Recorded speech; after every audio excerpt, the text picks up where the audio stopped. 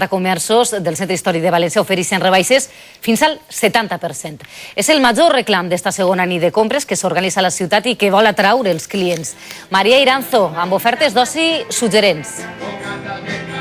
El que explica que carrers com és el centre de València ara mateix estiguen plens de vida quan normalment a les 9:30 de la nit estan pràcticament buits.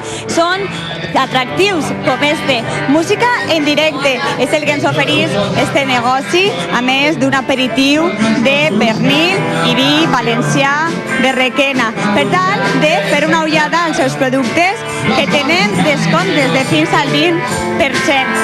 És un dels reclams que trobem així a València, però hem vist molt més.